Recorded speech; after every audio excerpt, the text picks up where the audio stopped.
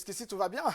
Non, je suis pas d'accord. D'habitude, c'est moi, j'ouvre le bal et maintenant, il vient me mettre au deuxième plateau. Donc, je ne veux pas travailler aujourd'hui. Continuez sans moi. Bon, d'accord. On va la virer? Il me menace aussi.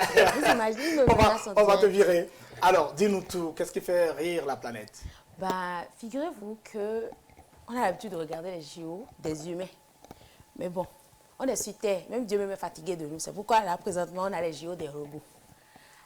Passez la vidéo rapidement et après, on va faire le débriefing. Durant tout un week-end, ces robots se sont affrontés, dépassés et ont surtout beaucoup chuté. Cette compétition mondiale vient de réunir en Chine 16 pays et plus de 500 athlètes à l'équilibre parfois précaire. Les chutes, une discipline particulièrement courue, en catégorie individuelle et parfois même en équipe. Mes chers amis, Il se passe quoi donc? personnellement, on aurait pu faire JO des alcooliques. Hein. Ça aurait donné la même chose. Hein. Oui, vous mettez des alcooliques sur le terrain, vous avez le même résultat. Ça tombe pour rien, ça s'affronte, ça tombe. En fait, pourquoi est-ce qu'ils nous font ça? Mais je vais vous le dire, c'est parce qu'on est plus performant sur les terrains. Sinon, techniquement, là, présentement, on a les intelligences artificielles qui sont en train de ramener nos enfants à l'âge de la pierre parce qu'ils ne veulent plus rien faire, ils vont juste sur ChatGPT. Et là, maintenant, on a les robots qui vont maintenant courir à notre place, sauter à notre place, faire la bosse à notre place. Nous-mêmes, on va faire quoi? Au départ, c'était le progrès. Là, maintenant, ça devient dangereux. En fait, là, présentement, même les cheetahs sont en train d'être changés par les poupées gonflables. Mais je peux vous le dire, à main sur le cœur. Tu sais ce qu'on appelle les cheetahs? Non. Dis-lui. La maîtresse. Okay. Il a dit, c'est ça, c'est les Les maîtresses d'école? La maîtresse, non pas d'école. Ah, ok, on précise, même maîtresse, ça peut être ailleurs. Donc, Alors, il y a un boulot qui ne va pas bouger. Ça, je peux vous l'assurer. C'est les politiciens. Ah oui, mais en Afrique, on ne peut pas avoir de robots politiciens. Parce que vous imaginez un politicien qui vient dire « Mes chers, maman, je vous aime ». Ou alors, vous allez en souffrir, mais vous ne pourrez rien faire. Mais là, il y a un doué. Aucun robot ne peut venir nous regarder en face pour nous dire ça. Non, non, non. Il n'y a que le Agbono national qui a le droit de dire ça. Rien ne va se passer. Donc, je tiens à vous dire, faites attention.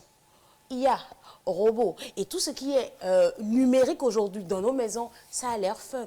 Mais au fur et à mesure que ça avance, c'est nous qui arrêtons de travailler, c'est nous qui arrêtons de réfléchir, c'est nous qui arrêtons de bouger. D'exister. Et un beau matin, bah, ma foi, bon, j'ai quand même confiance. Aucun Africain ne va accepter qu'un robot devienne président dans son pays. Ah, comment il va faire pour gérer les petits du quartier?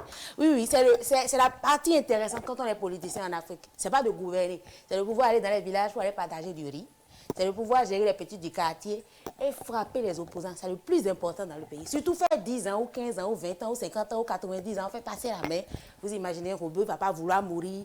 Non, c'est pas bon. C'est pas bon du tout pour nos politiciens. Parce que d'abord, un robot ne même pas dit. Et je passe au deuxième point. Deuxième point où il y a eu cette magnifique histoire d'un plombier qui se fait passer pour un médecin. Ah bon, mais qu'à la vie. Un plombier, je reprends la phrase, se fait passer pour un médecin. Moi, mon problème n'est pas là. Hein. Personnellement, non.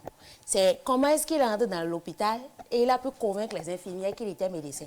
Première question.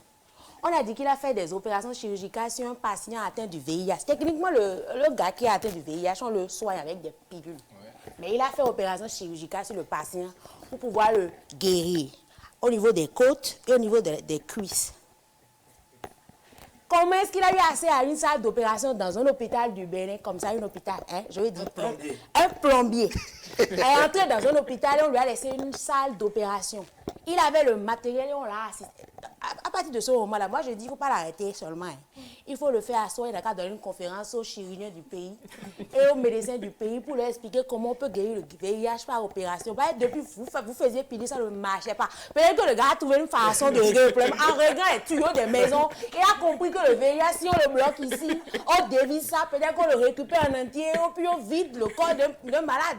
Il faut le faire asseoir, il n'a qu'à donner une conférence. Au masterclass. Ah, il faut, je suis très sérieuse. Et quand on aura fini, il faut qu'il écrive un livre, on va envoyer ça à Netflix, nous aussi on aura notre brigand personnel sur les réseaux. Parce que c'est du gaspillage de talent. Comment passer de plombier à chirurgien pour les nuls? Non, non, non, c'est pas bon.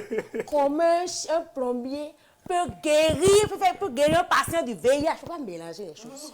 Il voulait faire guérir. D'ailleurs, même comment est-ce qu'un patient peut accepter qu'un gars lui dise, je vais te faire une opération chirurgicale et t'enlever le VIH du corps. C'est fantastique. Ce gars, il est brillant. Il faut qu'on puisse avoir une masterclass. Cher médecin, 12 ans dans un hôpital, c'est un plombier qui est en train de vouloir régler votre problème. Il faut commencer à vous mettre en question. Vous comprenez, non? Je finis donc par la dernière information. Veuillez passer, s'il vous plaît, les photos. Vous savez, il y a des choses qui m'énervent, mais ça ne m'a pas énervé. Donc, j'ai voulu juste partager ça avec vous. Ce que nous avons là, c'est une offre d'emploi d'une entreprise à Papa qui veut qu'une jeune fille, il a précisé jeune fille, il ne veut pas un garçon. Stagiaire. Stagiaire pendant 6 mois, sans rémunération. Maintenant, c'est 9 mois de quelqu'un qui va quitter chez lui tous les jours pour venir chez toi. Sans rémunération. Et maintenant, la personne est censée engager un nouveau personnel. Donc, je m'assois devant vous, je négocie votre paye avec vous. Vous aurez peut-être 70 000, 50 000, 100 000. Et vous